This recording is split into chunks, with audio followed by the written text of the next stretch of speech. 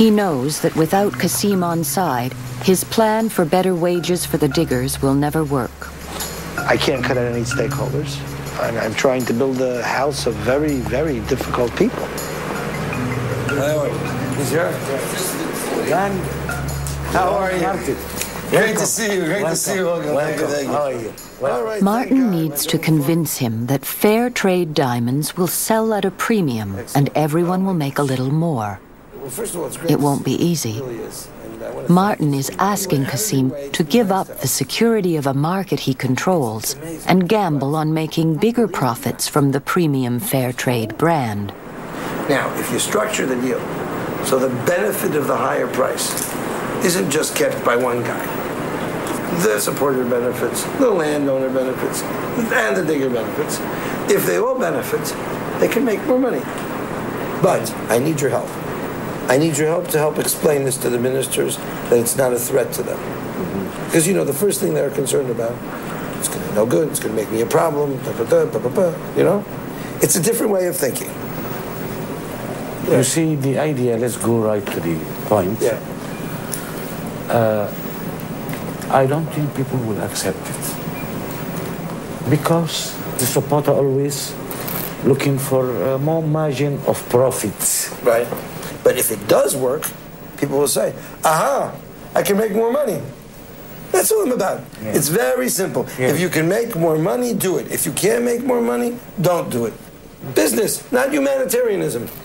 It's where humanitarianism meets business.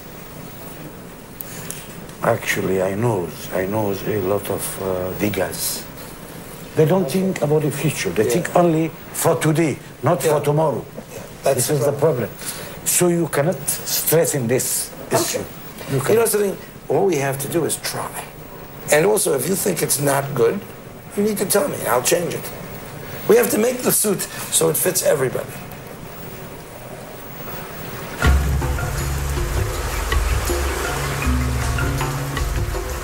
The meeting with Kasim has not gone well. His profits are high because they have to be. Government officials have expectations. There's only 7 exporters. Why does the Syrian government allow those exporters to control the price in Sierra Leone? Could it be because it allows them to make excess profits, and those excess profits support the political campaigns of the people running for office in Sierra Leone? Could that be the reason? Very possibly, yes. Martin now knows Kasim is not about to undo a mutually beneficial arrangement, even if he could. A better deal for the diggers will only happen if the government wants it to happen. He asks for a meeting with the country's vice president.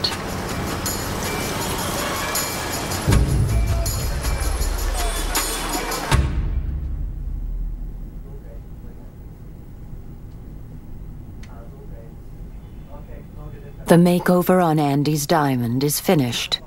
It's taken 3 months. The stone is beautiful. And I wish I would have an extra $500,000. And I might even buy a stone like this. But you know what? If I make a few dollars and I'll sell it, I'll be even happier.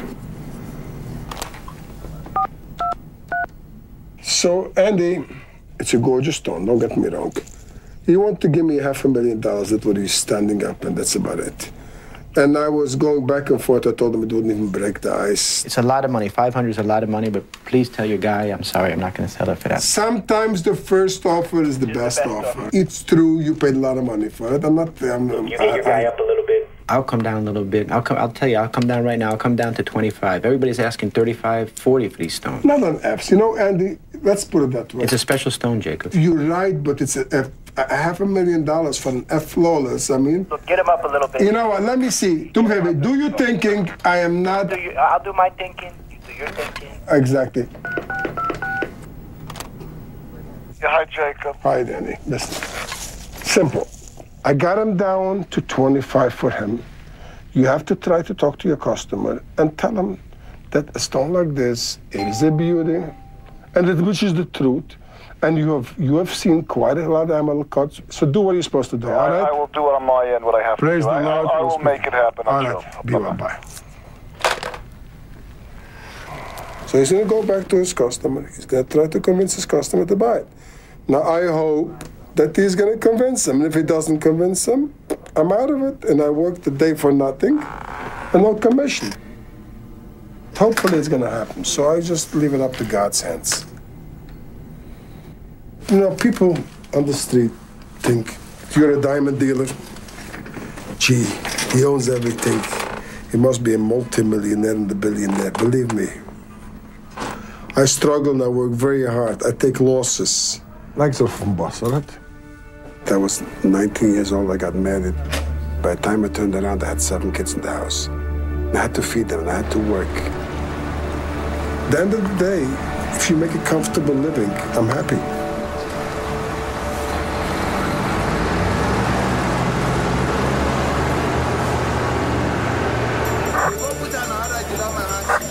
It's going to be very exciting. Exactly. It's going to be very exciting. Martin makes the final stop of his tour. He's meeting with the vice president of the country. Sure. Hi, how are you? Nice to meet you. Mr. Rappaport. Nice to meet you. Thank you for coming. Appreciate it. There will be no fair trade for Sierra Leone's diamonds without the government on side. Martin decides that this meeting needs to be held in private. Turn the camera off. Go. Just move.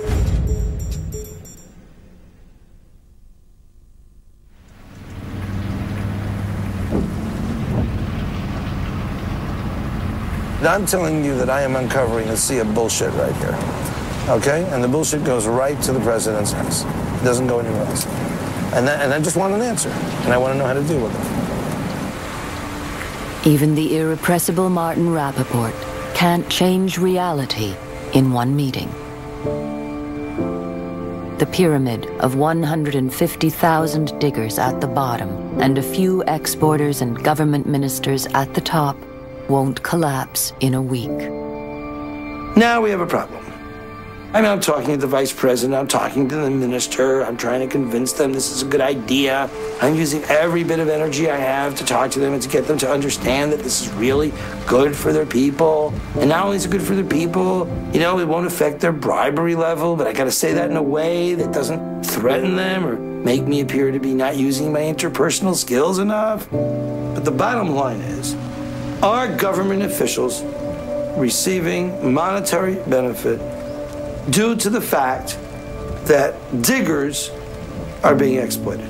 Is the government exploiting the diggers? That's the question. And if this is true, and the reason for the exploitation is because the profit, the money that would go to diggers is going to government officials in the form of bribes, then should we be allowing people to buy Sierra Leone diamonds? Because I will not allow Rappaport to be a fig leaf to cover up government corruption that hurts diggers.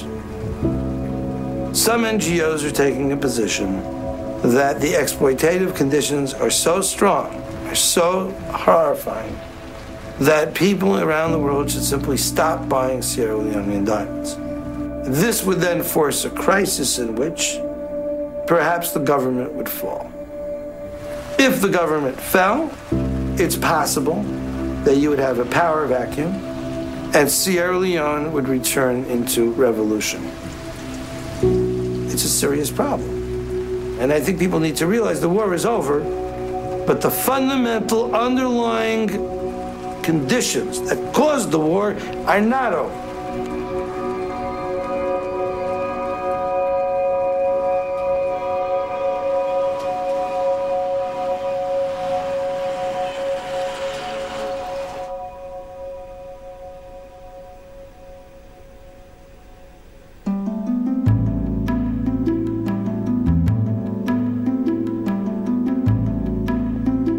Today, Arjav is leaving his family to fulfill his duty as the eldest son.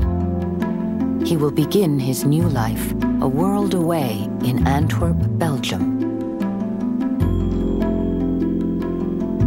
It's still not dawned on us, but remember the other day, my husband, early morning, it was about 5 o'clock, he was crying when he left for his walk. Maybe it's more deeper feeling for me. I cannot sleep. These thoughts come in my mind. He'll be starting his new home. His family will be growing up there. So ultimately he's leaving me and he's going away from me.